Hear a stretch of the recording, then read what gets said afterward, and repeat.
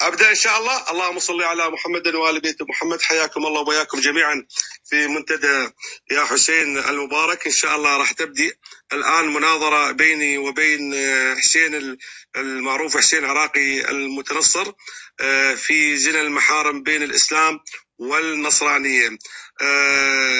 والله قرأت الكتب النصرانية فوجدت ما يشيب له الرأس من هذه القصص التي يشيب لها الرأس قصة أولاد النبي داود، نبي الله داود ابنه أمنون وأخته ثمار. يقول في الإصحاح 13 صفر صموئيل الثاني التسلسل الآيات رقم 1: وجرى بعد ذلك بشالم ابن داود أخته جميلة اسمها ثامار أو ثمار بهذا اللفظ، فأحبها أمنون ابن داود، وحصر أمنون السقم من أجل ثمار، يعني أصبح مريضا من أجل ثمار وكانت عذراء، وعسر على عيني أمنون أن يفعل لها شيئا. وكان لأمنون صاحب اسمه يونداب ابن شمعي أخي ابن داود يعني ابن عمه، وكان يونداب رجلا حكيما جدا. ما أعرف كيف هو رجل حكيم، ما أعرف هو كيف رجل حكيم ويعطي الشرعية كيف يضطجع أمنون مع أخته وهم أولاد نبي الله داود، ويصفه الكتاب المقدس بأنه رجل حكيم. ما أعرف هاي خليها نقطة تحت الأولى، كيف هو رجل حكيم ويعلم ابن عمه كيف يزني مع أخته. وهي نقطة رقم 1 يا حسين العراقي. فقال له ماذا بك يا ابنك أنت ضعيف هكذا من الصباح إلى الصباح؟ أرجو المعذرة راح أتكلم سريع حتى ألحق على الوقت. فقال له أمنون إني أحب ثمار أختي. فقال له اضطجع على سريرك وتمارض، وإذا جاء أبوك ليراك فقل له دع ثمار أختي تأتي وتطعمني خبزا وتعمل أمام الطعام لأرى فأكل من يدها. فاضطجع أمنون وتمارض فجاء له الملك ليراها. نفس الخطة اللي قالها له الرجل الحكيم، ما أعرف كيف هو رجل حكيم. فقال له أمنون الملك دع ثمار أختي تأتي وتصنع لي كعكتين فأكل من يدها. فأرسل داود ثامار إلى بيت قائلا اذهب إلى بيت أمنون أخيك واعمل له طعاما. فذهبت خطية فقيرة، فذهبت ثمار إلى بيت أمنون أخيها وهو مضطجع، وأخذت العجين وعجنت وعملت كعكة أمامه وخبزت الكعك وأخذت المقلاة وسكبت أمامه فأبى أن يأكل. فقال أمنون اخرج كل الناس عني، فخرج كل الناس عنه. ثم قال أمنون لثمار ائتي بالطعام إلى المخدع فأكل من يدك. فأخذت ثامار الكعكة التي عملت بها وآتت بها أمنون أخاها إلى المخدع فقدمت له ليأكل، فمسكها وقال لها تعالي اضطجعي معي يا أختي. فقالت له لا يا أخي لا تذلني، إنه لا يفعل هكذا في بني إسرائيل إلا لا تعمل هذه القباحة. أما أنا فأين أذهب بعاري، وأما أنت فتكون كواحد من السفهاء في إسرائيل. والآن كلم الملك. قالت له تريد تضطجع معاي؟ روح كلم الملك اللي هو نبي داود، إذا قبل أن يضاجعني أنا أقبل ليمنعني منك. فلم يشاء ولم يسمع صوتها بل تمكن منها وقهرها واضطجع معها. عملية اغتصاب. ذولي من يا أخوان؟ ذولي أولاد نبي الله داود. قصة ثامار أو ثمار مع أخته أمنون، فاضطجع منها وتمكن منها. والله يصفون هذا الكتاب بأنه كتاب مقدس. هذا ما مذكور في صموئيل الثاني. في الإصحاح 19 من سفر التكوين من آية 30 إلى 38: وصعد لوطا من صوغر وسكن في الجبل وبنتاه معه، لأنه خاف أن يسكن في صوغر فسكن في المغارة هو وبنتاه. وقالت البكر الصغيرة أبونا قد شاخ وليس في الأرض رجلا يدخل علينا كعادة كل الرجال. هلم نسقي أبانا خمرا، شرب خمر يعني شرب عرق بالعراقي، ونضطجع معه فيحيي من أبينا نسلا، فسقت أباها خمرا في تلك الليلة ودخلت البكر واضطجعت مع أبيها ولم تعلم باضطجاعها ولا بقيامها. وحدثت في الغد إلى البكر فقالت الصغيرة: إني قد اضطجعت البارحة مع أبي نسقيه خمرا الليلة فادخلي واضطجعي معه. فنحي من أبينا نسا فسقت أباهما خمرا في تلك الليلة أيضا، وقامت البت الصغيرة واضطجعت مع أباها. يعني بنات لوط سكرن أباهم خمرا، اللي هو يعتبرونه رجل حكيم، يعتبرونه نبي، يعتبرونه من القضاة. خلص الوقت.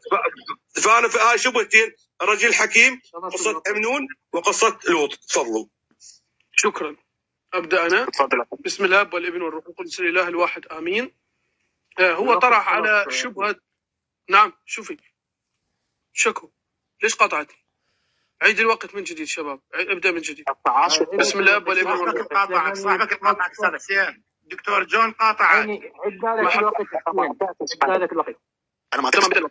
بسم الله والابن والروح القدس الإله الواحد آمين. أولا أخوتي وأخواتي في قصة أمنون يعني يقول سأرد على نقطته قبل أن أفصل بالقصة. يقول: كيف يصفه الكتاب بأنه حكيم؟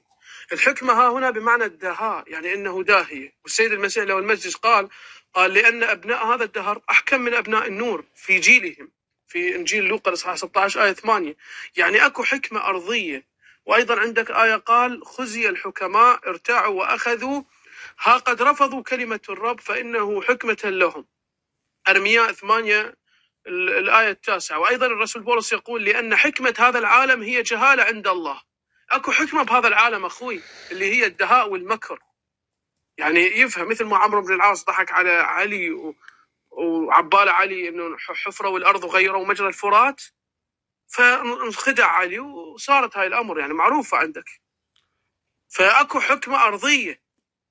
وأيضا رفع القرآن على المصاحف وخلى جماعة علي جيش علي ينشق بالنص. فأكيد أكو حكمة أرضية، يعني أنت تنكرها ما صارت ويا أئمتك وانهزموا أمام الحكمة الأرضية. وعندك آية أخرى تقول: ليست هذه الحكمة نازلة من فوق بل هي حكمة أرضية نفسانية شيطانية. وأما الحكمة التي من فوق أولا طاهرة لهم مسالمة مترفعة مذعنة مملوءة رحمة وإثمارا صالحة. هذا أيضا في رسالة يعقوب الإصحاح 3 الآيات 15 إلى 17. أكتفي بهذه النصوص التي تثبت أن هناك حكمة. إذا أنت جاهل، ما يا أخ أستاذ الغالي، يعني جاهل ليس الشتيمة بل هي عدم المعرفة. إذا أنت ما تعرف الحكم، أنواع الحكم الأرضية الشيطانية اللي موجودة بالكتاب المقدس اللي ذكرها الكتاب، وما تعرف الدهاء، جاي تقول ثمار أو ثامار، ما أعرف. لأن أنت إذا ما تعرف تقرأ اسمها عدل، جاي تشكل على المسيحية وتفسر كتابنا بكيفك. لا تقاطع، احنا شو اتفقنا؟ الوقت وقتي 5 دقائق إلي. الوقت وقتي. الوقت وقتي. دكتور جول انا ما متجاوز. انا ما متجاوز. اسف انا ما متجاوز. لا بدت كده حصل مقاطعة. لا كده مش هينفع الكلام ده. لا ايه المشكلة معك استاذ العزيز؟ توقف. انا مع جون. توقف صدق ما كسين. دكتور جون احنا اتفقنا على عدم التجاوز صح؟ عدم التجاوز ايه؟ هو ايه التجاوز اللي نحت واستري بالجاهل، وهذا كان شرطا صح؟ نعته ازاي بالجاهل؟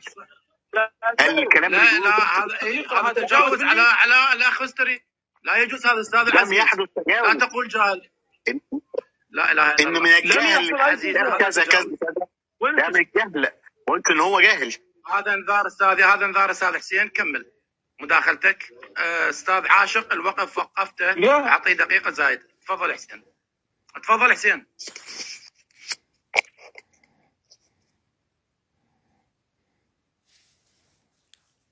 تفضل.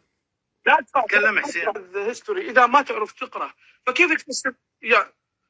نعم شكرا. فيا استاذ تسمعني صوتي واضح؟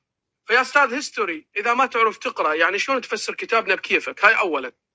فلا تعرف اسمها ثمار او ثامار. ثانيا انت تعرف لماذا ذكرت هذه القصه في الكتاب المقدس؟ ذكرت حتى يبين لك الله مملكه داود ليش سقطت ومملكه اسرائيل ليش انسبت، بسبب هاي الخطايا اللي صارت وسبب هاي الذنوب اللي عملوها ابناء داود والمشاكل اللي حصلت في بيت داود. هذا هو السبب اللي جعل المملكة تدمر، لأن الله يريد قديسين. الكتاب المقدس يقول الجميع زاغوا وفسدوا وأعوزهم مجد الله، ليس من يعمل صلاحا ولا واحد. فالكتاب المقدس عندنا البشر كلهم خطاة. كذلك بنات لوط قال الرجال كلها ماتت على الأرض. زين، هذا فكر بنات لوط، يعني هن فكرا إنه الناس كلها راحت ظلن بس أبوهن. فهذا تفكيرهم، لا هم أنبياء ولا لوط نبي بالكتاب المقدس ولا مذكور إنه نبي، رجل صالح وكان سكرنا بناته وصارت القصة. فقصة موجودة بالكتاب المقدس ذكرها يبين لك الله إنه هاي خطايا. بعد بسبب هاي الخطية أحفاد لوط من بناته صاروا يعبدون أصنام وأشرار وفاسقين. فيبين لك إن الخطية تجر خطية. هاي حكمة الكتاب المقدس من ذكر هاي القصص. روح راجع نسل يعني بني عمون ونسل مواب اللي هم من أولاد لوط من بناته. اللهم صل على محمد وآل بيت محمد. أمامكم حسين يسب ويتجاوز علي، وهذا دليل على ضعف المقابلين ويصفني بالجهل وما شابه. وردوا الإخوان، أنا ما أهتم لهالقضايا، إنه أنا عندي هدف أبدأ أقدمه بهاي المناظرة. الأخ حسين يقول هذه حكمة، وهذا الرجل ابن عمه هذا رجل يعني داهية بمن داهية، هذا داهية بالدهاء الشيطاني، وما ادري يصفه رجلا حكيما جدا. ما اعرف هذا التاويل حسين منين جابه، انه هاي الحكمه من الشيطان. ويقول هذه حكم، وبسبب هذه الذنوب بني اسرائيل اللي تعرضوا الى الى الى الى الى هدم والى سبي ولا ما اعرف ايش. فانت ليش الان تشكل على الزلازل اللي جاي يصير بالبلدان؟ هاي من ناحية. ومن ناحية أخرى يقول يعني بسبب هذه الذنوب إنه الإخوان الثلاثة يميزون. هو يثبت هذا الشيء وما عنده أي إشكال. بارك الله بك حسين. يثبت بأنه الكتاب المقدس، إنه الكتاب اللي ما يسمى بكتاب المقدس، يثبت بأن هنالك زواج محارم أو زنا محارم تم بين أولاد النبي داود. هذا داود اللي عندكم أسفار داود، مزامير داود، ما أعرف إيش عندكم كثير. ما أعرف كيف هو رجل حكيم وهاي عائلته يعني، وهاي عائلته. هاي من ناحية. والناحية الثانية يقول هذا قصة عادية مال لوط. ما أعرفه هو لوط عندهم نبي رجل حكيم. زين ليش إذا هو إنسان عادي ليش الله خلصه من العقوبة اللي يتعرض لها في الأردن في منطقة سادوم أو سودوم إلى آخره، وخلصه هو وبناته إذا كان هو رجل مو خوش إنسان، وبناته سكرنه وشربنا خمر. وهذا كتاب مقدس، هذا كتاب يسمى كتاب مقدس. ويقول في إنجيل متى إصحاح الأول وأما ولادة المسيح فكانت هكذا: فلما كانت مريم أمه مخطوبة ليوسف قبل أن يجامعها وجدها حبلى من روح القدس. يعني اجت له حبلى. فيوسف رجلها كان بارا ولم يشاء أن يشهرها وأراد تخليتها سرا، يعني أراد يطردها. ولكن لما كان يتفكر إلى آخر شيء جاء بالحلم روح القدس يقول لها هذه حبلت من عندي. أريد نعرف المضاجعة اللي تمت يا حسين العراقي، اللي تمت بين روح القدس وبين أمك العذراء اللي هي مريم العذراء. شلون تمت الطريقة؟ الآن هي أتت حبلى من روح القدس. ما دام انت تكلمت على قصه زيد وهسه اعطيك تفاصيلها، اريد تشرح لنا الطريقه التي تمت بين روح القدس وبين مريم العذراء، لانها اتت الى يوسف وهي حبلى من روح القدس، واجاله روح القدس بالحلم وقال له هي حبلى من عندي. فهل تمت عمليه الاضطجاع بين روح القدس وبين مريم العذراء وخرج يسوع؟ نقطة رقم 3. لم تجاوب على أي سؤال من الأسئلة طرحتها إليك. ما هي الحكمة الإلهية الموجودة من هذه زنا المحارم بين أولاد نبي الله داود وقصة أولاد نبي الله لوط؟ ثم من بعدها نتكلم على القرى اللي عندهم في سفر التكوين الإصحاح 12. فحدث فلما دخل إبراهام اللي هو إبراهيم أبو الأنبياء عندهم إلى مصر إن المصريين رأوا امرأته إنها حسناء جدا، ورآها رؤساء فرعون ومدحوها لدى فرعون. فأخذتها امرأة إلى بيت فرعون فصنع لها إبراهيم، قال له فاصنع لها إبراهيم خيرا بسببها، يعني بسبب انه مرته ابطاها الى بيت فرعون، قال له راح يصير بسببها خير كثير، وهي زوجته. قال لا تقول لزوجي. وصار له صار عنده غنم وبقر وحمير وعبيد وإماء وأتان يعني انثى الحمار وجمال. فضرب الرب فرعون وبيته ضربات عظيمة بسبب ساراي، اللي هي سارة نسميها امرأة إبراهام. فدعا فرعون إبراهام وقال: ما الذي صنعته بي؟ لماذا لم تخبر إنها امرأتك؟ فلماذا قلت هي أختي حتى أخذها لتكون زوجتي؟ والآن هو ذا امرأتك، خذها واذهب. يعني إبراهيم أصبح قرن عندنا بالعراقي، أصبح قواد يعطي مرته الفرعون. خلص وقتي؟ لو بعد قلت لك خلص هسه وقتك خلص. تفضل أرجو المعذرة. تفضل. شكرا. أيها الأخوة والأخوات الطيبين، ثانية واحدة بس. ملاحظة صغيرة، أطلب من الأخ هيستوري لما يقرأ حاجة من الإنجيل يقراها من الإنجيل. راح أجاوب دكتور جون، أنا مركز عليك، مركز ما عن صداعتك. هو طب خلاص، أصل هو قال حاجات مش موجودة في الإنجيل. نعم لا تخاف، أنا مركز عليهم يا دكتور، مركز. اخوتي واخواتي الطيبين، دقيقة بس خليني افهم. ما فهمت ايش قال. انا راح افهمه. وقتي بابا، وقتي. شنو هذا يا شباب؟ شنو وقتك محسوب. ثانية واحدة ما تروح. لا انا ما اريد تعقيبات. اسمع عزيزي، انت تجاوب مو جون، انت تجاوب، ما يصير جون يجاوب. عزيزي انت جاوب اخي. ما مجاوب. ما تتدخلش. لا اذا انت لا تحرك. انا محسن عراقي شنو يريد جون بالضبط؟ لان دارك اتدخل في المداخله اللي فاتت وقال لك ان انت خرجت من الموضوع. يبقى بس اللي يتكلم، دارك ما يتكلمش خالص. ماشي. طيب بس دقيقة خل افهم حسين عراقي شنو يريد جون مني بالضبط؟ لا مو عن انتم مو تتدخلون. هو هم يسمحوا له يتدخل، والا لا تتدخلون. هو وجه السؤال لي، انا ادي افهم سؤاله، ماكو اشكال. انا راح دارك يقول ان حسين خرج بره الموضوع، تسمحوا له. وانا لما اقول انك انت بتقول ايات مش موجوده في الكتاب المقدس ما اسمحليش. في اي كتاب وين ذكرت اي ايات موجوده؟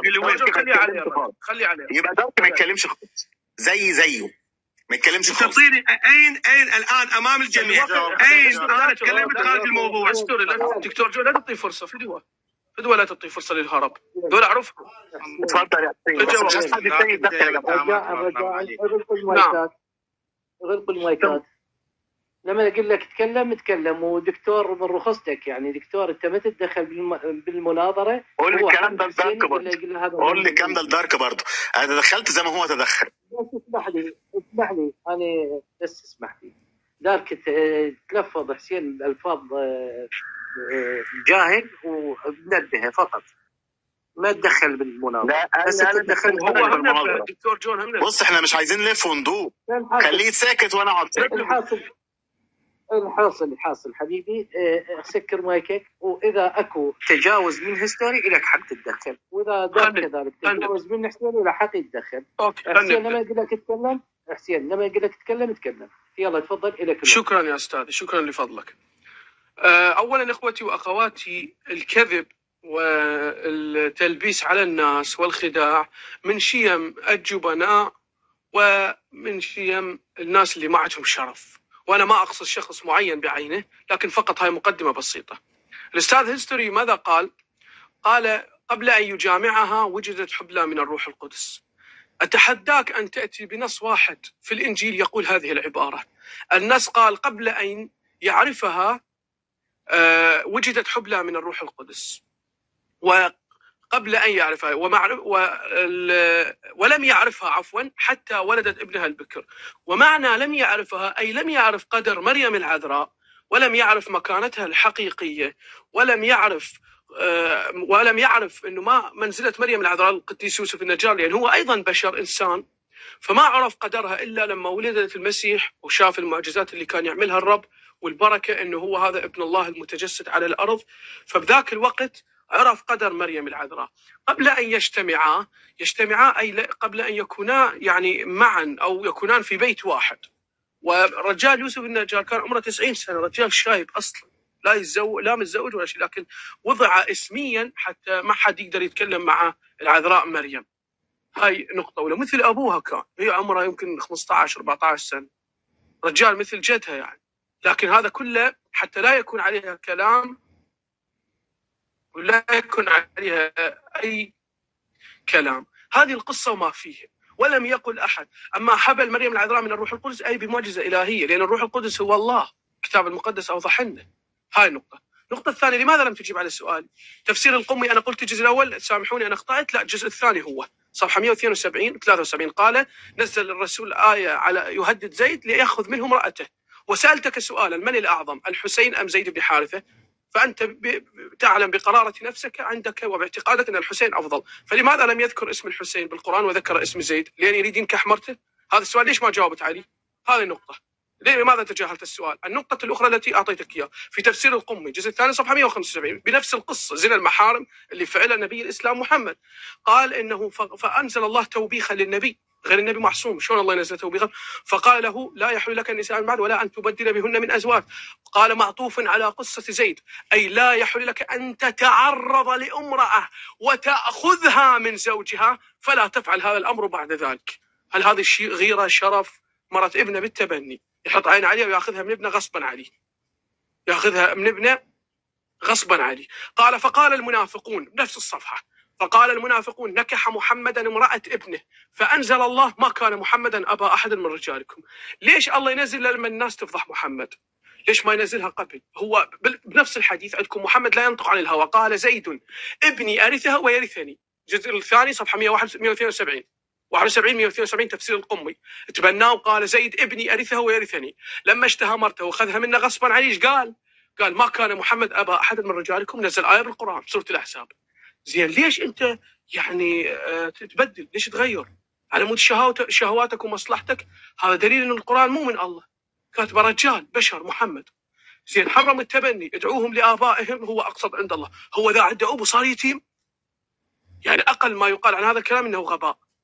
هو أصلا إذا عنده أبو صار يتيم، صار متبنى، ودوهم لأبوهم. هو وين أبوه؟ شوف لأنه ليش؟ لأن الناس قامت تفضحه تقول نكح محمد امرأة ابنه، قام يكتب بدون ما يفهم شيء، قام يكتب بدون ما يعرف شيء. هو لو عنده أبو صار يتيم؟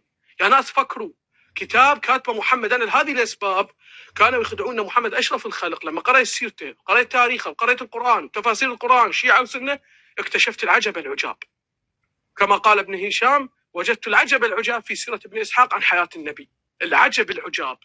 وسووا وحرقوا سيرة ابن إسحاق وما موجود لحد الآن، لأن بها العجب العجاب عن محمد. والذي وصلنا من هذه الفضائح هو القليل.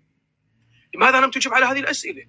تذهب وتقول إبراهيم بشر يخاف، دولة هاي دولة وفرعون ملك مصر راضي قتله، فوين مكتوب يعني تقول أعطى يكون لك خير؟ لا، إبراهيم قال أخاف أن يقتلوني بسفر التكوين. لكن أنت تبتر النص، لأن دليل على شنو؟ دليل لعدم أمانتكم.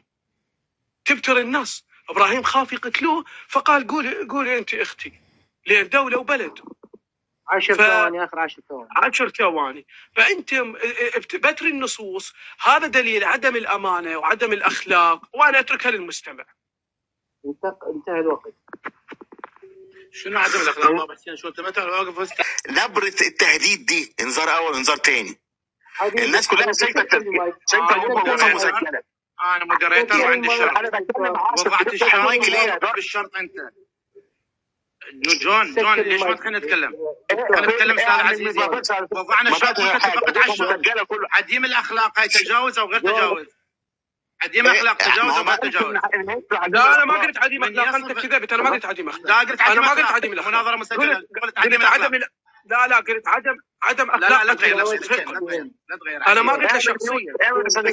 انا قلت بدر النصوص عدم اخلاق. من عند استاذ هستر انطاك مجال قال لك هو كم يخالف، فمشالك يا استاذ هستري. وانا كمودريتر انتهت عند المناظره. يريد يكمل استاذ هستري خليه يكمل. تفضل استاذ هستري. اخر تحذير ان حد يتكلم كلمه وحشه على حسين. مش تمام. استاذ ابو سجاد، هاي ثاني مره اعبرها. حسين انت عوف شخصي، احنا اتفقنا الاشخاص نعوفهم شخصي او شخصك. انت تقول لي انت بترتب هذا النص مال عدم الاخلاق وانت جاهل، هذا دليل انسان ضعيف. انت مباشره تقول لي انت كذبت في هذه النقطه وانت ما اعرف بعد هاي الاشياء. لا تجيب الاشياء. ترى عاشق وداعتك انا ما تنرفز، انا نقاط حافظهن وصالح. انا والله ترى انا عندي بروفيشنال، هذه الامور طبيعيه. انت شنو نكمل هسه؟ انت المداخله لي؟ تفضل. سكر المايك، بس سكر المايك. هيستوري رجاء، اخر مره، اخر انذار، اي واحد يتجاوز هيستوري او حسين تنتهي المناظره بانسحاب الثاني. راح لما اقول لك تكلم هيستوري، اشغل الوقت. تفضل هيستوري، الوقت لك. اللهم صل على محمد وآل بيت محمد. حياكم الله وياكم جميعا في المداخله الثالثه او الرابعه، ما اعرف بالضبط. اولا حسين كرر اكثر من مره قصه زيد. قصه زيد طبعا ما اعرف، هو دام النصارى او ما شابه يشوفون هاي القصه، يعني ما اعرف شنو بيها يعني بالضبط. اصلا ما تحق اصلا، حتى ترد يعني، حتى واحد يردها والله يعتبر جهل الجهال. شخص اسمه زيد طلق امرأة تزوجها النبي محمد زواج شرعي. أين الزنا؟ هذا بالفكر المسيحي، لأن كتبهم غاصة بالزنا المحارم بين الأنبياء وأولاد الأنبياء، يطبقون هذا فكرهم الزواج المحارم اللي موجود بكتب فضائح يشيب لها الرأس، يطبقونها على نبي الرحمة. نبي الرحمة. شخص اسمه زيد رباه رسول الله، تزوج زينب، طلق زينب، تزوجها رسول الله شرعي. أين الزنا؟ زنا المحارم. أين الزنا المحارم؟ ما في زنا محارم. هذا الفكر حسين العراق وربعه. نرجع إلى ردينا على روايتك اللي هي مال قضية وقضى زيد منها وطرا. الآن حسين العراقي يقول والله شو يسوي؟ يقول والله نبي الله إبراهيم شو يسوي؟ إبراهيم يعني شو يسوي؟ لازم يصير قواد. عندنا بالعراق لازم يصير قواد. ليش يصير قواد؟ لأن فرعون هذا عنده جيوش، وعنده يعني منصب وعنده دولة، فلازم يصير يعني أوراني. عزيزي حسين، نبي الله إبراهيم حسب عندكم طبعا، حتى الرواية موجودة بس بتختلف عند أهل السنة، صحيح مسلم، أنا ما لي شغلة بيها. إبراهيم جاب زوجته حطها علما إلى بيت فرعون، قال لا تقولين انت زوجتي، قولي اختي، وان شاء الله بهاي الخيانه راح يصير لي خير كثير. صار عنده غنم وبقر وحمير وامام. فضرب الرب فرعون، قال له فرعون انت ليش قلت اختي، ليش ما قلت زوجتي؟ زين الان من ذهبت الى بيت فرعون نام وياها لو ما نام وياها. والدليل ان الضربات ضرب بيت فرعون لانه اضطجع مع ساره. نبي الله ابراهيم اسمع قواد. شنو الاموال القواده مالته عنده بالعراقي؟ عنده قرنين. شنو صارت القواده مالته؟ فرعون صار عنده غنم وبقر وحمير وعبيد واماء وانتان وجمال. مبروك عليكم هذا النبي، مبروك عليكم ابراهيم، مبروك عليكم عائله نبي الله داود امنون، مبروك عليكم اولاد لوط. نذهب الى سالفه اخرى من سوالف الزنا المحارم. الان ناتي الى اللواط. واصحاح 19 التكوين. وبنى نوح يكون فلاحا وغرس كرما وشرب من الخمر فسكر وتعرى داخل خباء. النبي نوح شرب خمر وتعرى، شرب عرق. كلهم سكارى، كلهم شربوا عرق وزنا محارم. ودخل يعني ذيك شربت ابوها بنات نوح، بنات لوط شربن اباها خمر، وهذا نوح سكر شرب عرق. ودخل خباء فابصر حام ابن كنعان عورة ابيه. فابصر حام ابن كنعان عورة ابيه واخبر اخويه خارجا، فاخذ سام ويافت الرداء ووضعاه على كتفهما ومشيا الى الوراء وستر عورة ابيهما وجدهما الى الوراء فلم يبصر عورتهما. فلما استيقظ نوح من الخمره لما كان سكران علم ما فعل به ابنه الصغير ما اعرف هو ابنه الصغير لو ابنه الوسط عمرته. فكان ملعون. ايش قال له؟ فقال ملعون كنعان عبد العبيد يكون لاخوته. لعنه يكون سوى له. تعال سولف لنا حام سوى الابنه، سوى النوح لاط بيه. يقولون لا هو ما لاط بنوح، لا ما لاط، لا هو كشف عورة أبي. يقولون عورة أبي يعني زوجته. كل الحالتين زنا محارم. او لواط، انت اختار كيفك حسين. يعني تريد كشف عوره ابيه اللي هي زوجته، لو تريد ايش سوى؟ لو تريد لاط بيه، هو كان سكران وشافه عريان بالخباء ولاط بيه، بعد كيف اختار اي وحده من عندنا وانطلق بيها. يعني يجيب له الراس ما موجود في كتب النصارى، يجيب له الراس. خلص وقتي؟ تفضل يا حسين، تفضل، وضحتك بجلاجل، تفضل. شكرا. ابدا انا استاذ حسين. شكرا لكرمك. شكرا لكرمك.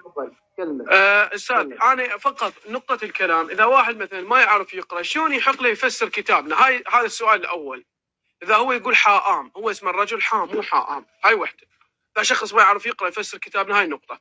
النقطه الثانيه، سواء كشف عوره ابوه، يعني شاف عوره ابوه او رفع ثوب ابوه وهو سكران او كذا، بشر غلط، قال يكون ملعون عبدا لاخوته بسبب انه هذا الشخص اخلاقه فاسده، فكان عبدا لاخوته، يعني مذلول دائما، محتقر منهم. ليش؟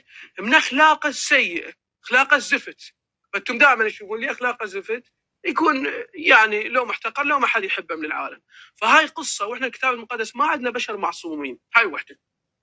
يقول ابراهيم صارت به هاي القضيه وقضيه. يا اخوي هاي نفس الشيء صارت ويا الامام علي. هاي عندك الامام الصادق وباصح الاسانيد عند الطائفه، قال لقد استحوذ عمر بن الخطاب على فرج ام كلثوم بنت علي وفاطمه عليهما السلام بالغصب والاكراه والاجبار، فذاك فرج غصبا. الكافي للكليني كتاب الفروع باب 23 باب تزويج ام الكلثوم، روايه صحيحه ومعتبره، حديث 9516 عن علي بن ابراهيم عن ابيه عن ابن ابي عمير عن هشام بن سالم وحماد بن زراره عن ابي عبد الله في تزويج ام كلثوم، فقال ان ذلك فرج غصبه. يعني عمر اغتصب بنت علي وبوجود علي، وعلي ما قدر يحكي. يعني اذا تشكل على ابراهيم يعني ما اعرف. هاي نقطه. النقطه الثانيه، قال هاي عندك الكافي باب 18 كتاب النكاح 24 باب آخر منه، حديث 9517 عن محمد بن أبي عمير عن هشام بن سالم عن أبي عبد الله وبأصح الأسانيد عند الشيعة بأن عمر بن الخطاب هدد علي بن أبي طالب بأن يقيم عليه شاهدين بتهمة السرقة ويقطع يده إن لم يزوجه، لما بعث لابن عباس صبيته أم كلثوم بنت فاطمة، كما هذا يعني أرسل العباس قال روح سوي. المشكلة شنو اللي صار؟ في وسائل الشيعة 12 باب جواز مناكحة الناصب عند الضرورة والتقية، يعني خوفا من عمر. الحر العاملي يقول أنه يجوز تزويج الناصب عند الضرورة والتقية، وذلك لأن الصادق أخبرنا بأن عمر بن الخطاب قد اغتصب فرج أم كلثوم بنت فاطمة عليهم السلام بموافقة علي بن أبي طالب تقية. المجلسي قال إنكار المفيد لزواج عمر من أم كلثوم غريب، لأن الأحاديث متواترة في ذلك. بحار الأنوار جزء 42 الباب 120 أحوال أولاده وأزواجه، المجلسي أيضا أقر بذلك. لكن الفضيحة الكبرى شنو هي؟ المرتضى قال كفر ابن الخطاب لا يمنع من تزويجه بنت فاطمة. ليش؟ لأن يخاف يقصيد إمامهم. كتاب الشافي في الإمامة صفحة 225 الشريف المرتضى قال هذا الكلام. لكن شنو القصة الموجودة؟ أنه في رسائل للشريف المرتضى، الرسائل والمسائل الجزء الثالث صفحة 388 قال نكح عمر بن الخطاب نكح عمر لأم كلثوم وبنت فاطمة وعلي وإنجابه منها معلوم مشهور ولا ينكره إلا الجاهل أو المعاند. ورغم هذا كله هذه يعني كتبكم. لكن المحقق أيضا محمد تقي الششتري في قاموس الرجال جزء 12 صفحة 216 أخبارنا الشيعية الاثنا عشرية في نكح عمر لأم كلثوم بنت علي وفاطمة متواترة فضلا عن أخبار العامة. لكن القصة المباني في شرح العروة الوثقى لأبو القاسم الخوئي أيضا معاصر صفحة 205 قال الإمام الصادق يعني أيضا أخبر أنه فرجا غصبه، يعني غصبه وبت علي وهو بإرادته. هاي وحدة. كصحيح عندك الحديث أرسل الإمام علي، يعني أرسل الإمام علي أرسل قال سأرسل إليك، لاحظ القصة بالكامل شي يقول لك، يقول لك قال إن علي بن أبي طالب اعتذر منه لطفولتها، اعتذر من عمر قال له ابنت طفله وصغرها، فعاود عليه الطلب والخطبة فقال سأرسلها لك فإن أعجبتك فهي زوجتك، فبعثها إليه فكشف عمر عن ساقها فقالت وانت قلت ابراهيم صار قواد، وانا اترفع عن هذه المصطلحات، لكن هنا السؤال لك، ماذا تسمي الذي فعله علي هنا؟ ما تسمي الذي فعله علي هنا؟ وارسل بنته لعمر، وعمر راح يسوي بالبت هيك حركات وسخه وضربته، ورجعت لعلي قالت له بعتني الى شيخ السوء. هل هذا امام معصوم ما يقدر يدافع عن بنته؟ ويعني ياخذون بنته غصبا عليه ويقول لك الصادق فرجا غصبه. فانت تشكل عليه بامور اصلا انت معروفه هي بكتبك وانت ما تدري بيها ولا دارسها ولا قاريها يا هستوري. فاريد ان افهم هنا السؤال، ماذا تسمي هذا؟ ثم تقول زنا المحارم وكذا. الكتاب المقدس عندي واضح. سألتك على قصة زيد وطرحت لك إشكالات عظيمة عليها، لم تجب. من الأعظم، الحسين لو زيد؟ الحسين عندك أعظم. لماذا لم يذكر اسم الحسين بل ذكر اسم زيد؟ لأن يريد ينكح مرته. سورة الأحزاب 36 و 37. نعم، سورة الأحزاب اللي يشك بكلامي، سورة الأحزاب 36 37 تفسير القمي به فضيحة وترقيع عجيب. يقول لك لأن النبي يجوز ينكح ينظر إلى نساء أمتي عمدا، يجوز للنبي ينظر إلى نساء أمتي عمدا. نعم. نعم. اللهم صل على محمد وآل بيت محمد. طبعا هسه انا ما اعرف، احنا حوارنا ومناظرتنا في زنا المحارم. هسه اريد حسين، صار له تقريبا هاي المداخله الرابعه، اريد يجيب لي زنا المحارم من الدين الاسلامي. جاب لي قصه زيد ورديناها اليه. جبت له قصه زيد تزوج امراه زينب، طلقت، زوج الرسول زواج رسمي. اين زنا المحارم؟ ما موجوده. ناتي الان جاب لنا روايه زواج ام كلثوم وزواج عمر. اولا هذا زواج مو زواج شرعي. هسه انا نوبه ارد لك عليه. زواج مو زواج. اين زنا المحارم؟ زواج اجى زوجها. اولا يا حسين العراقي، زواج ام كلثوم من الامام علي لم يثبت عندنا كما قال الشيخ المفيد، وهذا الزواج لم يثبت عندنا. اما حسين ايش سوى؟ حسين قام ايش يسوي؟ والله متبي له عرفه، قام يجيب روايات السنيه وقام يذبها. وين؟ قام يذبها بكلامه. قال فرج اغتصبناه، قال هذا رفعت ايده، قال ما اعرف ايش. اعطيني المصادر. وكل الروايات اللي ذكرها كلها ضعيفه، قسم بالله كل الروايات اللي ذكرها بكتب الشيعة كلها ضعيف. وثاني شيء حسين، لو تعرف انه عمر وابو بكر تقدموا الى فاطمه الزهراء ليخطبوها ورسول الله ابى ان يزوجوه فزوجها الامام علي. تعرف يا حسين العراقي عندنا ابحاث انه عمر مات وهي عمرها 3 سنوات بالدليل العلمي، بس انا ما ادري اشرح لك اياه، انه انا ما اريد اخذ مساحه اكثر من هذه المساحه. بعد تقسيم العمر ولاده ام كلثوم وهي الرابعه من اولاد علي، عمر ابن الخطاب يكون تزوجها وهي عمرها 3 سنوات. وين اجى ورفع حسابها وما اعرف ايش؟ في راجع التاريخ. اذا انت ما تعرف اي شيء من التاريخ خلاص منعتها. فهاي الروايات اللي جبتها كلها مضروبه وكلها محتاج. ونوافق جدلا انها موجوده. وين زنا المحارم؟ عرفتين وين زنا المحارم؟ اعطيني زنا المحارم. انت داخل في زنا المحارم بين الاسلام والنصرانيه. جبت لي من قصه زيد زواج شرعي، جبت لي ام كلثوم، نحن لا نوافق هذا الشيء، نقول هذا الزواج لم يقع ولكنه يقع الزواج عادي. زواج مو زواج رسمي. زواج رسمي انتهينا من عنده. نرجع الى حسين العراقي، رد على الكلام اللي جبت لك مال زنا المحارم. انا ما جاد اتكلم لك الان.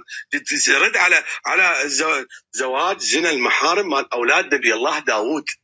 اولاد داوود زنوا. هذا زنا محارم فاضح. كتابك ما يسمى بالمقدس. عندك بنات لوط شربن او ابوهن عرق وزنا بيهن وصار عندهم نسل. رد عليها، رد على زنا. هذا زنا المحارم واضح، ماكو حق الزواج.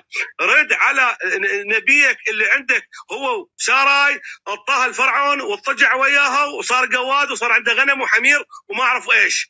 وبسبب هذا الزواج، بسبب صار انه ابراهيمك قواد، الله ضرب شو اسمه قواد، يعني عنده بالعراق قرني، يعني عنده قرون، يعني يعطي زوجته باجل المال. بس هو المال هنا مال وغنم وبغار صار عنده. وثاني شيء سمعتوا ماذا قال على نبي الله نوح؟ يقول ايه ابن هذا حام. والله نعرف اسمه حام، بس انا ما تتكلم بهاي الاشياء.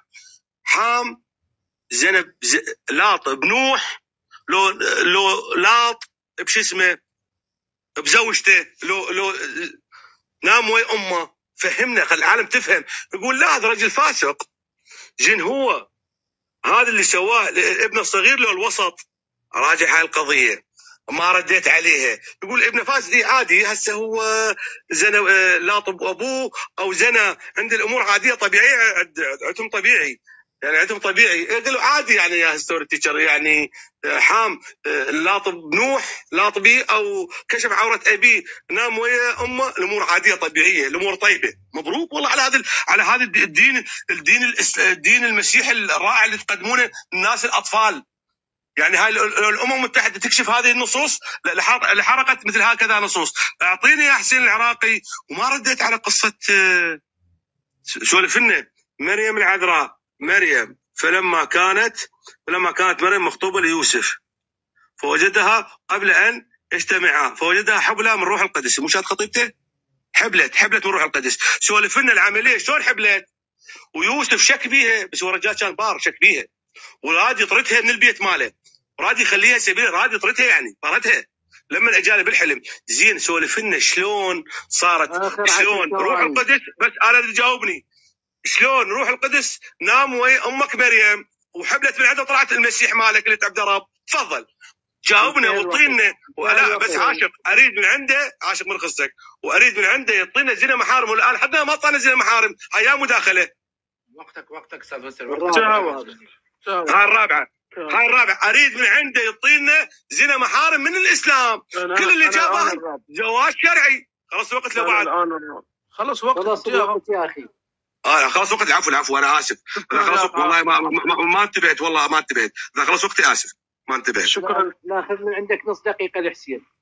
والنعم استاذ عاشق، الله يرضى عليك ويحفظك يا رب ويهدينا ويهديك. بسم الله والابن والروح القدس. أنا سألت سؤال على موضوع لماذا لم يذكر الإمام الحسين وهو أعظم، لم يرد على هذا السؤال وتجاهله وراء ظهره وكأنه لا يعلم، لأنه يعلم الإجابة. ما ذكر اسمه وهو أعظم من زيد ومليار مثل زيد عند الشيعة. ولماذا لم يذكر اسمه؟ لأن ما عنده مصلحة ويا الحسين فما حط اسمه بالقرآن، لكن وي زيد لأن يريد ياخذ مرته جاب اسمه. هذا ألا يدل على أن القرآن كاتبه محمد؟ هذا السؤال اللي أستاذ هيستوري عرفه. هاي نقطة. النقطة الأخرى على قصة أمنون وغيره وذولا، جاوبتك عليها، قلت لك هذه أخطاء بشرية حصلت. الكتاب المقدس ذكرها إنه حتى يبين لنا إنه إحنا يجب يا أستاذ الغالي أن لا نقتدي بهذه الأخطاء ونأخذ منها عبرة، لأن بسببها هلك شعب إسرائيل وراح للسبي وتبهدل، والله بعدين افتقدهم بالمسيح من خلال الصليب، وآمن 3/4 اليهود آمنوا بالمسيح وصاروا مسيحيين، وحصل الخلاص لحد الآن موجود. هاي وحدة انتهينا منها. أنا ما قلت عادي، لا تقول الكلام أنا ما قلت، أنا ما قلت أمور عادي، قلت هاي خطايا وذنوب والله ما يرضى بيها، لكن قلت هاي أخطاء بشرية والبشر معلوم عندي مو معصوم. هاي نقطة أولى. فرجا غصبة، هذا ليس هذا لما تعطي بنتك العمر وتوديها له يغتصبها عمر وتقول لي وتسميه زواج شرعي، يعني معقول؟ هاي نقطة. أما تسألني عن زين المحارم، أنا كنت أترفع عن أن أصل إلى هذا المستوى بالأحاديث، لكن راح أقرأها. العلامة أبو المؤيد الخوارزمي في مقتل الحسين صفحة 66. ولديك أيضا خلينا نقرأ الأحاديث. قال في عن جعفر بن محمد ما يسمى بجعفر، ما يسمى بالصادق، قال كان رسول الله لا فاطمة بالمسجد. أفهم يعني شلون هو وليش بس فاطمة المرأة الوحيدة. زين علي ومحمد ويا من يجنبون؟ هسه فاطمة مرت علي، محمد ويا من يجنب في المسجد؟ عندك حديث أيضا عن المفضل بن عمر قال عن المفضل بن عمر قال حدثني أبو عبد الله جعفر عن حديث سلمان الفارسي قال رحت مع النبي أصلي ولقيت فاطمة من وراء الباب، فطرقت الباب عليهم وعفت الصلاة، فوجدت فاطمة يعني عليها اليسير من الثياب، فطيتها عباتي ودخلت وطحنت لها الشعير ولقيتها بغرفة النوم وعندها دم. شنو هذا الدم؟ منين اجى؟ دلائل الإمامة لمحمد جرير الطبري الشيعي صفحة 140. وعن عبد الله بن سلمان الفارسي باقي 10 ثواني. وعن عبد الله بن سلمان الفارسي أيضا يقول دخل سلمان لقى فاطمة عارية. ليش سلمان كل ما يدخل فاطمة يجدها عارية؟ هذا السؤال اللي أدرس لك إياه. تفضل. اللهم صل على محمد وآل بيت محمد. الآن حسين بدأ يتخبط، جاب روايه مال الرسول لا ينام الا في ثدي فاطمه ما اعرف ايش. فهذا اولا يا حسين بما انك ما تعرف ولا قاري ولا تعرف اصلا ولا تعرف اسماء العلماء ولا تعرف اي شيء، مثل ما قلت ذكر الشيخ الفلاني ايش اسمه قلته؟ قلت اسم السستري اسمه التستري وليس السستري. تعلم اعرف انت جاي تناقش باسماء علماء وانت ما تعرف اسمائهم اللي جاي تقولها. ما قلت السستري، كلام مسجل. لا تقاطع لحظه واسترد وقتك ناسف. طول 7 دقائق قاطعني. اللهم صل على محمد وآل بيت محمد. طبعا حسين العراقي جاب روايات ضعيفة من كتب أهل السنة. أتحدى حسين العراقي أن يجيب لي مال تقبيل فاطمة بكتب الشيعة. أصل لا توجد لها أصل في كتب الشيعة، وعندما يذكرونها في كتب الشيعة ينقلونها من الخوارزمي وهو السني فلعنة الله عليه. شوف لعنة الله عليه اللي نقل هاي الرواية. أما رواية يا حسين تقبيل الرسول ما أعرف إيش إلى الإمام الحسين إلى ذكرتها الزب ما أعرف إيش، أولا هاي لعنة الله عليهم أهل السنة ينقلونها كتبهم، يذكرها مصدر واحد اللي هو الراوندي وهو السني، وان وجدت في كتب الشيعة فإنها ضعيفة. وهاي طريقتك أنا أعرفك أنت بذكر هاي الروايات ضعيفة ساقط بها موسى بن إسماعيل وهو مجهول. انتهت الرواية. فحسين العراقي وكذلك جاب رواية فاطمة الزهراء ومال سليمان، الرواية ضعيفة يا حسين العراقي بسليمان بن أحمد. كل الأشياء اللي جبتها على الشيعة أما هي من كتب أهل السنة وتنسبها للشيعة، وكل الروايات اللي جبتها على الشيعة كلها ضعيفة ومتهالكة ولا نأخذ بها. سقط احتجاجك بكل الأشياء جبتها. نرجع إلى الجواد اللي هو لم ترد عليها، اللي هو إبراهيمك عندما قدم زوجته ساراي وأصبح بالعراقي قرني وقواد وأعطى زوجته إلى نبي الله أعطى زوجته إلى فرعون واضطجع معها وقال لي ليش ما قلت لي؟ والله ضربه فأصبح قواد. مبروك عليك هذا النبي. إبراهيم هو زوجته ساراي، طبعا حتى السنة يذكرونها ما لنا شغله سنة بس يذكرونها بغير طريقة. وما جبت لنا قضية، ما شرحت لنا قضية عندما لاط عندما لاط ايش؟ عندما لاط حام ابوه نوح او بامه. زين هو حام ابن الصغير له ابن الوسط. اشرح للعالم حتى العالم تفهم، يا حسين العراقي حتى العالم اشرح لهم. أنا لم أخرج من إطار المناظرة، أنا أتي كلها من نصوص شرعية عندكم في الكتب المقدسة. أما أنت أتيت بأشياء لا من قريب ولا من بعيد، تأتي بزنا المحارم. جبت قصة ردتك هاي زواج شرعي، جبت قصة عمر قلت لك هاي رواية فنتها الشيخ المفيد ولم تثبت، وعمر 3 سنوات عندما مات عمر، وقلت لك وين حصل هذا الزواج؟ فهو زواج عادي رسمي. ماكو شيء. انت اما انا جاي اعطيك مصادر من كتبك ومصادر ومن اصحاحاتك، وما خليت اصحاح ما جبت لك، وما رديت على امك مريم عندما اضطجع معها روح القدس، وحبلت من عنده. اشرح طريقه عمليه الحبل، اشرح لنا شلون حبلت امك مريم واتت بيسوع، اشرح لنا العمليه، اجتماع روحي، اضطجاع روحي لو اضطجاع ذكر ودخل فرج. اشرح لنا حتى العالم تفهم يا حسين العراقي، حتى العالم يا نصراني، حتى العالم تفهم النصرانيه مالتكم اللي جاي تقدمونها للبشريه كلها زي المحارم يشيب لها الرئيس. هاي اقدمها لولدي، هاي ادرس الطلابي، هاي يضربوني بالنعل اذا اتكلم هيك كلام امام طلابي. كتاب مقدس هذا انتهينا من عندها. ناتي خلينا نشوف بعد ايش بالله زنا المحارم اللي موجود في كتب القوم. اتينا ولم يرد على بنات لوط عندما سكرن ابوهم خمر واضطجعن معاه وصار عندهم نسل. مبروك خوش نبي. وما ردت على الرجل الحكيم مع اولاد داوود العالم قدره، شلون اولاد نبي وشلون هذا الرجل الحكيم قال له ايش تسوي وتزني بزوجتك. يعطي قصه اباحيه. زين ناتي الى قصه نبي الله نبي الله سليمان أو داود عندما أراد مهر إلى ابن أقول مو زنا محارم، بس نبعدها. خاف يقول خرجت عن طور المسألة. نأتي إلى سفر التكوين إصحاح 35. ثم رحل إسرائيل ونصب خيمته. إسرائيل هو يعقوب وراء مجدل عذر، وأخذت إنه كان إسرائيل ساكنا في تلك الأرض. وإن روبين ذهب واضطجع مع بلها سرية أبيه، وسمع إسرائيل بذلك. روبين اللي هو أحد أبناء ابن الكبير لإسرائيل اللي هو يعقوب، راح نام واضطجع ويا من؟ وزوجة أبوه اللي هي بلها. وكان بنو يعقوب 12 بنو ليا وروبن وبكر يعقوب والسمعون وأولاده. شو يقول؟ وبلها جارية راحيل داني ونافاتي ونفتالي.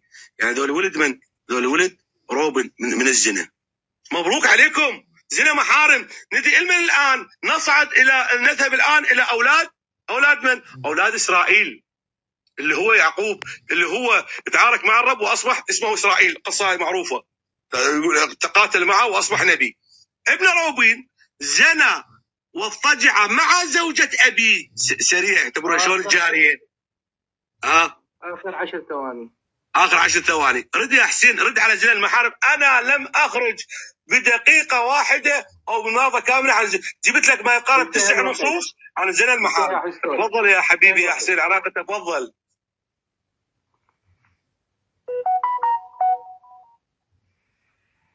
تفضل حسين العراقي. شكرا استاذ عاشق، شكرا استاذ هستري. هو قال انت قلت التستري، انا لم اقل التستري، قلت الشوشتري المحقق الشوشتري، ولم اخطا باسم اطلاقا في هذه المناظره. هو قال روبين، ماكو واحد اسمه شيء اسمه روبين ابن يعقوب وليس روبين. فهاي للمره الخامسه او الثالثه عفوا اعيدها. اذا واحد ما يعرف الاسماء ما يعرف يقرا كيف يفسر كتابنا بكيفه. هذا السؤال اطرحه للمستمع. النقطه الاخرى، ذكر قال إبراهيم ليس زنا محارم. قصة إبراهيم ومرته ليس زنا محارم إطلاقا، إنما هو كان خايف. وإذا أنا ما بحياتي ما خرجت من الموضوع بهذا الحوار إطلاقا. نقطة هذا هذا بشر خطاة، بشر سووا أغلاط. لذلك الله قال لك عاشوا الويلات، صارت بهم مشاكل بحياتهم بسبب الخطايا اللي يسويه. ليش يقول لك الخطية تنتج موتا؟ خطية تنتج موتا، يعني تنتج انفصال عن الله والبعد عن الله. شنو هو الموت؟ الموت نوعين، روحي وجسدي. الجسدي هو خروج الروح من البدن، والروحي هو الانفصال عن الله.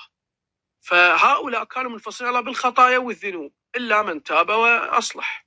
هاي وحدة. يقول لي طيب إبراهيم مجبور، لكن ما بالك باللي هو قابل. هاك لنقرأ الحديث بنفس الصيغة اللي أنت جبتها للقوادة على الزوج.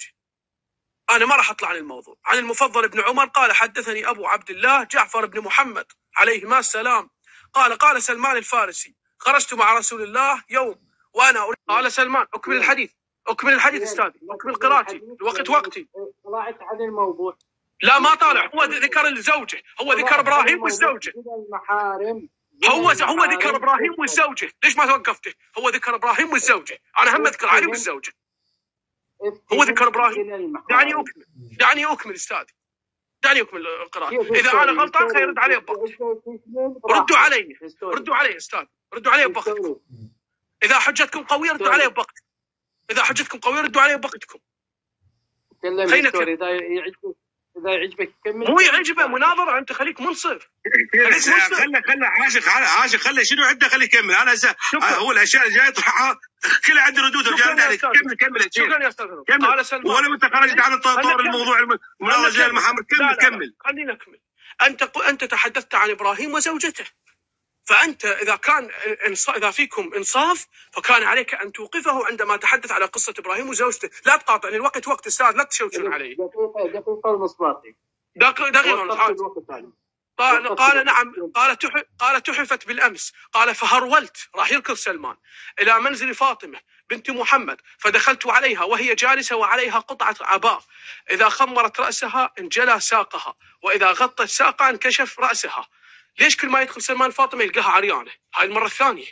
شنو الأسباب؟ كل ما يدخل سلمان الفارسي الفاطمي قال فقلت نظرت إليها ثم قالت يا سلمان جفوتني بعد وفاة أبي. قلت حبيبتي أجفاكم؟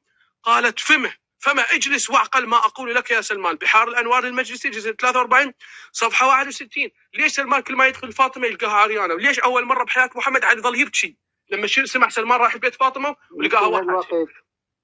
ما انتهى بعد، عندي وانت قلت دقيقة ونص، بعد عندي نص دقيقة. شكرا. فهنا سؤالي لماذا هذا الامر؟ ثم فاطمه يقول لك جفوتني، ظلت تحدث عن جواري، ابوها ميت قبل 10 ايام، تقول لي اكو جواري بالجنه، وحده هيك حلوه وحده هيك خسرها وحده هيك، يعني مره ميت ابوها بعد قبل 10 ايام. تكاظى سلمان ويسولف له على النكاح والزنا والشيء هاي. هل هذا الشرف؟ هذا غيره؟ هو هذا دينكم اللي تردون تروجونه انه؟ وليش كل ما يدخل سلمان يلقى فاطمه عريانه؟ والله قد قتلتك يا هستوري. والله قد قتلتني يا حسين العراقي لانك انسان جاهل. اولا ذكر حسين العراقي روايه المجلسي اللي هي جزء 43 رقم صفحه 48، قصه اذا هي جالسه وعليها قطعه عباء اذ اخمرت راسها انجلت ساقها واذا غطت ساقها وانكشفت ساقها. صح لو غلط؟ بما انك انسان جاهل ولا تعرف روايات الشيعة ولا تعرف، كل علمائنا في الشيعة ضعفوا هذه الرواية. سبب ضعف الرواية لأنك لم تقرأ، أنه نعرفك أنت إنسان جاهل، أنت فقط تبث هذه الأفكار، تقول ذول يقولون هيك الشيعة، أو الرواية ضعيفة وساقطة ولعنة الله على كل شخص يأخذ بها. تريد بعد أكثر من هاي؟ شوف الرواية ساقطة. جعفر ابن محمد ابن لا تعتبر جاهل. لا اقول على ترى جعفر ابن محمد ابن بشروي ضعيف ولم يجد له ترجمه. محمد ابن ادريس ابن سعيد الانصاري مجهول ولم نحضر له ترجمه في كتب الشيعه. هو هاي الروايه سنتها. داوود بن رشيد مجهول ولم نجد له في كتب الشيعه. الوليد بن شجاع بن مروان مجهول ولم نجد له شيعه في ترجمه الشيعه. وين الروايه الصحيحه اللي نعتمدها احنا يا حسين العراقي؟ ولعنه الله على كل من يعتقد بصحه هذه الروايه. باش تريد اكثر من هذا الكلام؟ بعد ايش ارد عليك يعني؟ ايش ارد؟ تعال سولف لنا. انا هذه روايه ضعيفه ساقطه في كتب الشيعه. وثاني يا حسين العراقي ارد لك عليه انك انسان جاهل ما تعرف الاشياء. الروايه ضعيفه ساقطه سندا. زين هسه الان يا حسين بما انك ما تعرف، اولا هي لم تكن عاريه. تعرف شو ما كانت عاريه؟ ما كانت عاريه، انها كانت عليها عباءه قصيره فجابت عباءه ثانيه وغطت، انتهى كل شيء.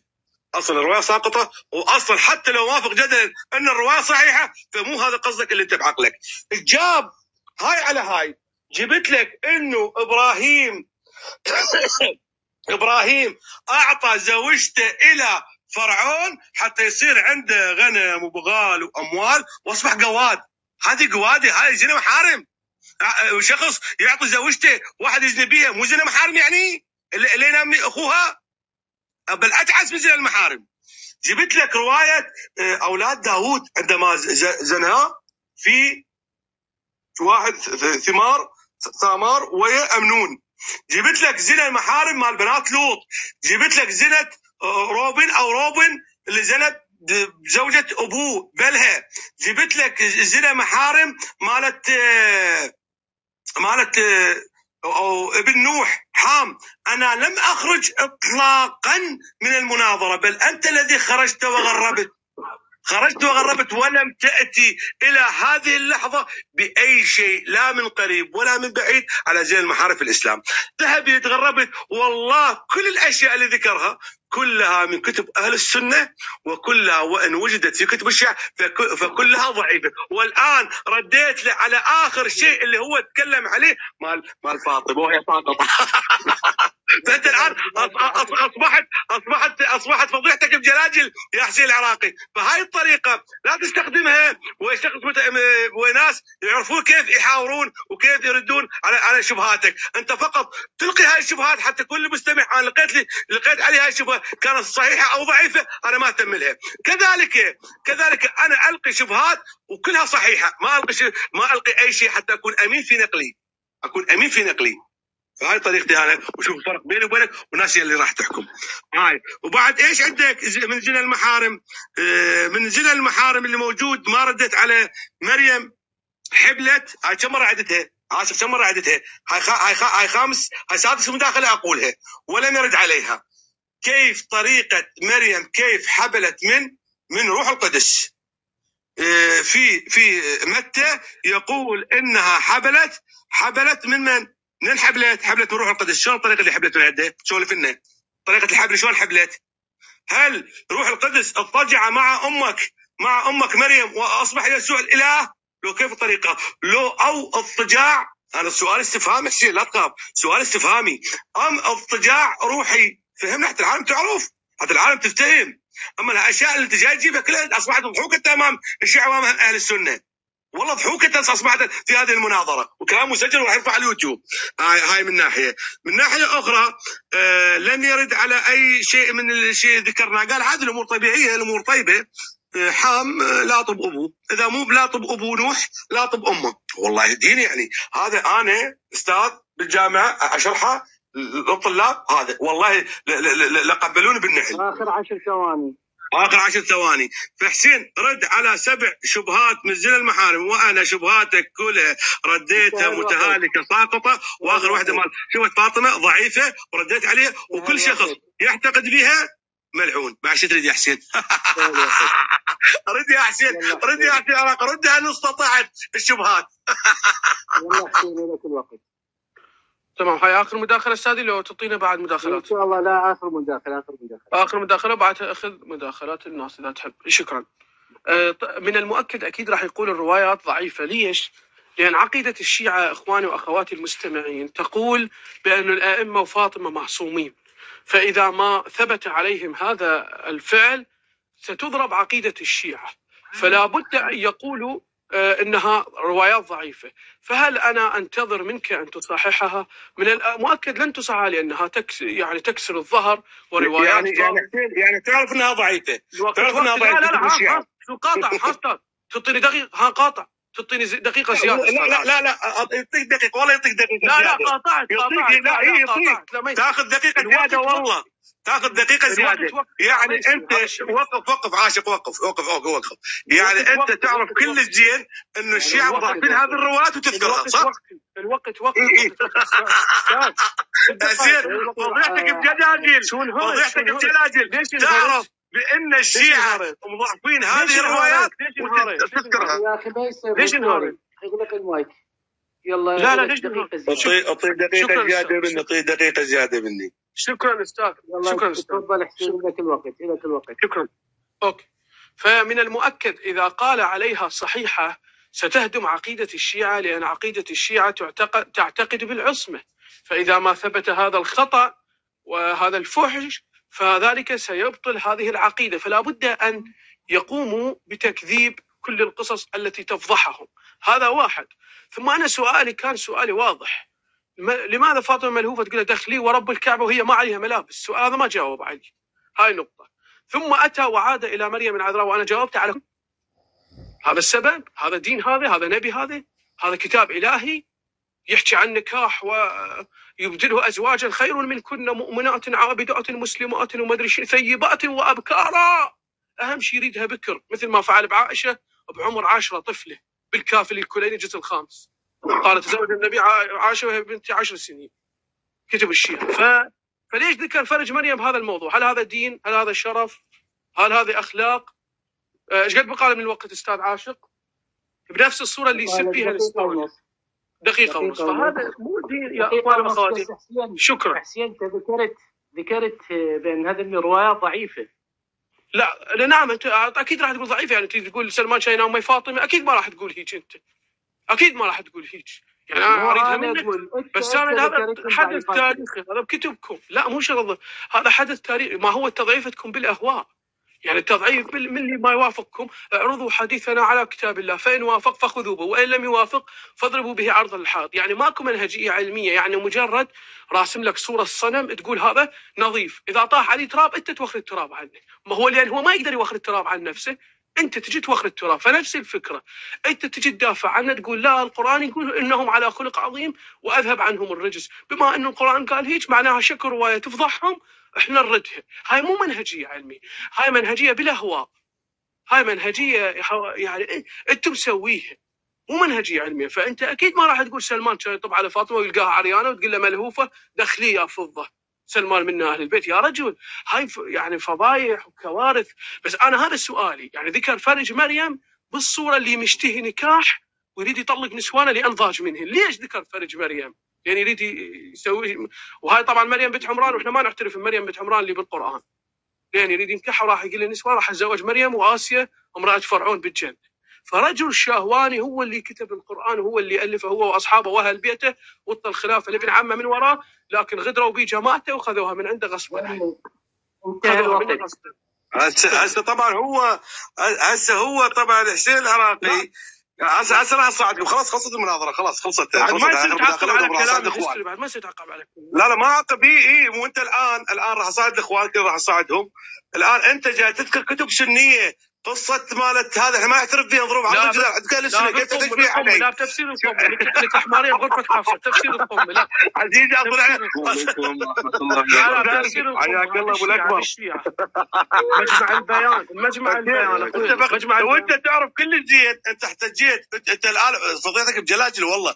تعرف شو تقول انا اعرف انه هذه كلها ضعيفه واذكرها، قول مثال تاريخيه. يعني انت طرحك تعرف توصل فكره انه انا اجيب اشياء ضعيفه واشياء تافهه ما معترف كتب الشيعه واقول هاي الشيعه. لازم ما نقول بالشيعه انه انت الان اسقطت امام الاعين الناس، انت تاتي باشياء ما نعترف بها بروايات، وانا جاي اجيب لك من كتب مقدسه، جبت لك فضايح، جبت لك يعني ما يجيب له الراس. يعني اقدم الطلابي اقول له والله اولاد داوود. انت لا تاخذ دور المبرر، لا تاخذ دور المبرر. لا يا مبرر المداخلات المفروض لا لك ولا لي، المفروض للناس. انت بعد ما يحق لك تبرر. تمام خلينا نشوف ابو الاكبر. ابو الاكبر تفضل.